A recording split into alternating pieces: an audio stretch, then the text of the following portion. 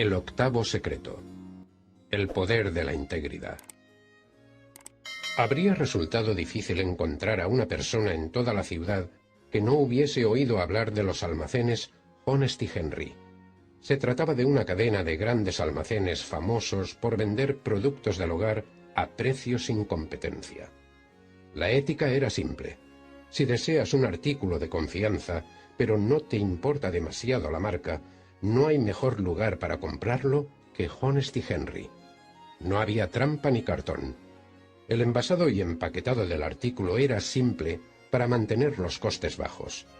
Además, los almacenes garantizaban la devolución del dinero sin discusión en todos los productos. El fundador y propietario de la cadena era Henry Brooks, la octava persona en la lista del joven. Cuando entró en el despacho, el señor Brooks se levantó inmediatamente de su sillón para saludarle con un cálido apretón de manos. Era un hombre de 54 años, estatura baja y regordete. Llevaba unas gafas gruesas de concha negra que le daban a los ojos la apariencia de un par de canicas en su rostro grande y redondo.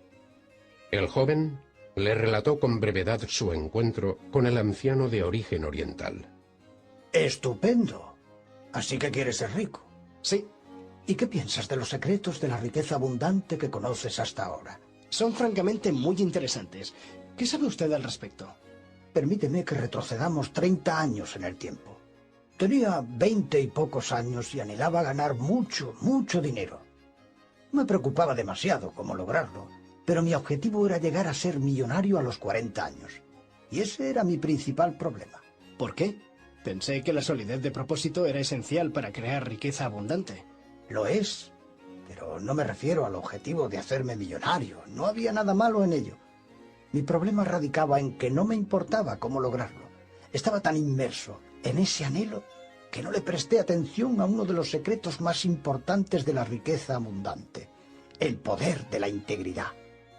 ¿Recuerdas que en la Biblia se dice: ¿qué ganará un hombre si gana el mundo pero pierde su alma? Pues te aseguro que jamás se escribieron palabras más verdaderas que esas. Nadie es más pobre que el que ha perdido su integridad o el respeto por sí mismo. Por mucho dinero que poseas, nunca te sentirás próspero o rico. La riqueza que acumules será pasajera, a menos que te comportes con integridad. Intentar hacerse rico por medio del fraude o del engaño es como construir una casa sobre la arena. Tarde o temprano se hundirá. Uno de mis primeros trabajos fue con una compañía de vidrio aislante. A decir verdad, era puro fraude. Íbamos a un domicilio y le ofrecíamos a los propietarios una inspección gratuita de las ventanas de la vivienda.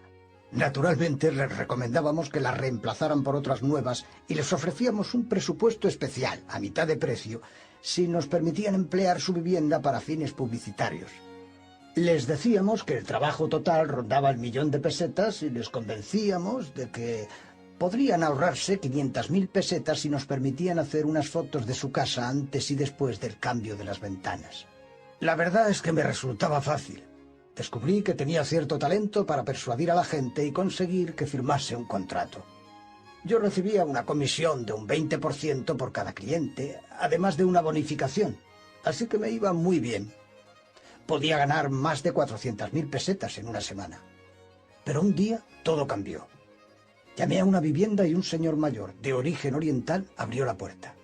Me invitó a pasar y le solté la típica cantinela sobre el estado de sus ventanas. Cuando acabé me preguntó: ¿quién se beneficiará si le compro esas nuevas ventanas? ¿Usted o yo? Bueno, espero que ambos, repliqué. Después me miró fijamente a los ojos y dijo: Sinceramente, ¿cree que necesito cristales nuevos? Según su criterio profesional, ¿es realmente necesario reemplazar esas ventanas? Había algo en ese anciano, no estoy seguro de lo que era, que me hacía sentirme incómodo. No podía mentirle, y por primera vez, desde que comencé a trabajar, respondí con sinceridad. Me levanté dispuesto a marcharme, pero el hombre también lo hizo, y cogiéndome la mano me dio las gracias por haber sido sincero. Me dijo que había notado que yo deseaba triunfar en la vida y me preguntó si deseaba conocer una manera mejor de lograrlo. Obviamente sentí curiosidad, así que me volví a sentar para oír lo que tenía que ofrecer. Pensé que igual sabía de algún tipo de inversión con la que ganar mucho dinero, pero resultaron ser los secretos de la riqueza abundante. Me dio una lista de personas que según él podrían explicármelos en más detalle. Decidí ponerme en contacto con ellos para conocerlos y averiguar más al respecto. Los secretos cambiaron por completo mi actitud hacia la vida y en consecuencia mi vida dio un giro. Entre otras cosas, al cabo de 2 años, mis ingresos se habían cuadruplicado. ¿Cómo lo logró? Empecé con un puesto de mercado de artículos para el hogar. A los 2 años ya había abierto mi propio establecimiento. 3 años más tarde tenía una cadena de 30 tiendas y otros 2 después el número ascendía a 75, con unos ingresos brutos de millones de libras esterlinas. ¿Y usted aduce su éxito a los secretos de la riqueza abundante? No me cabe la menor duda. Y el que más impacto tuvo en mi vida fue el poder de la integridad. ¿Integridad? Sí, una táctica honesta y con principios. ¿De verdad que ser honesto le ayudó a triunfar? Por supuesto, si quieres triunfar y crear riqueza abundante, la honestidad y la integridad son esenciales, y te diré por qué. Primero, es muy difícil que una persona con un mínimo de conciencia se sienta bien consigo misma si en sus transacciones comerciales es deshonesta. Si no estás a gusto contigo mismo y con lo que haces, es muy difícil mantener la motivación. En segundo lugar, todo lo que hacemos en la vida se nos devuelve. ¿Sabes cómo funciona un boomerang? Sí, claro. Lo arrojas y vuelve a ti.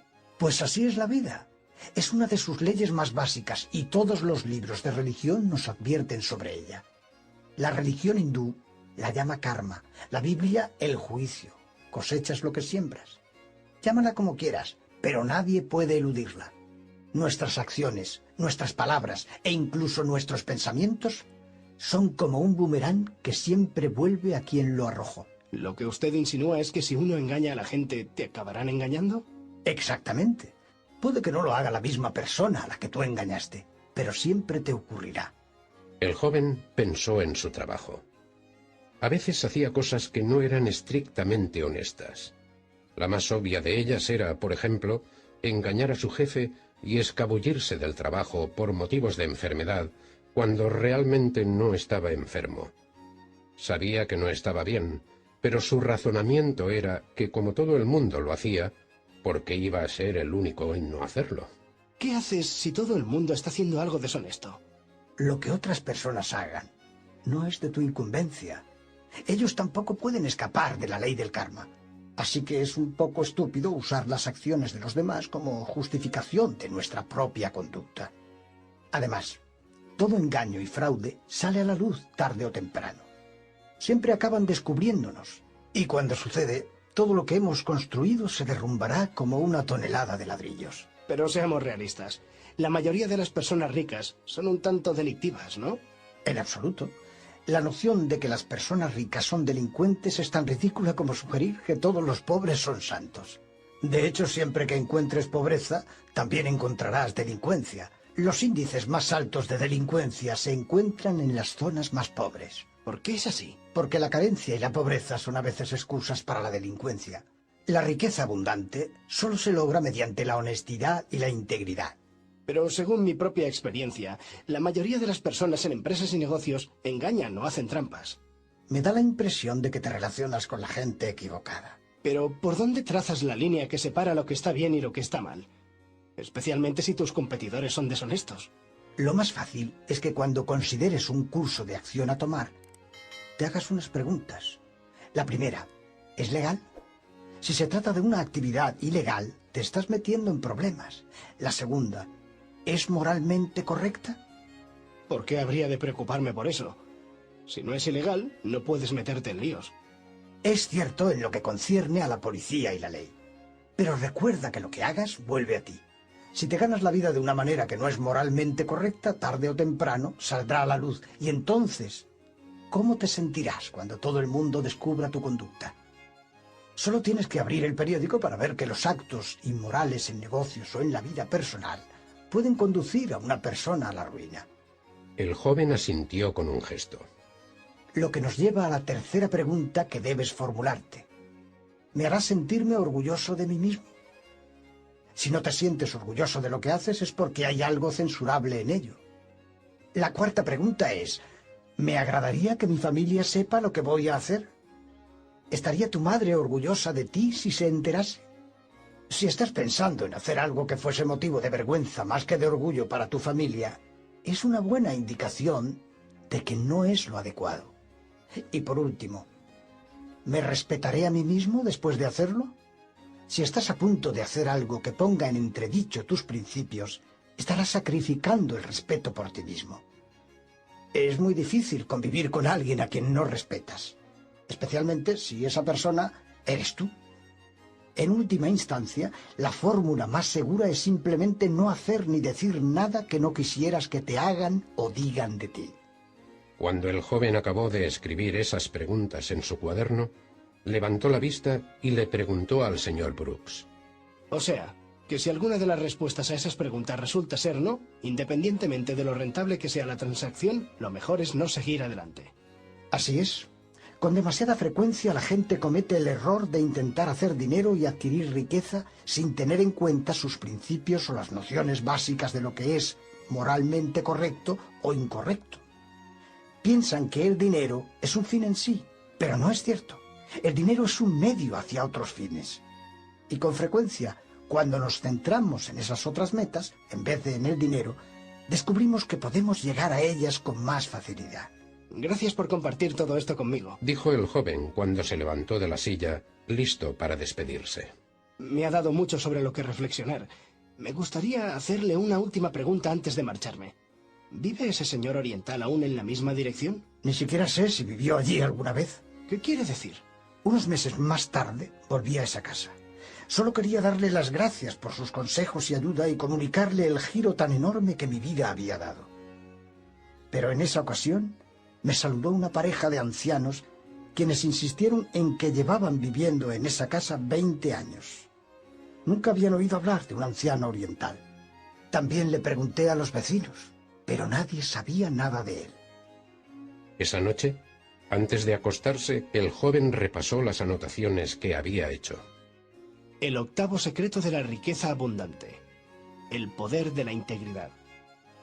¿De qué se beneficia un hombre que gana el mundo pero pierde su alma?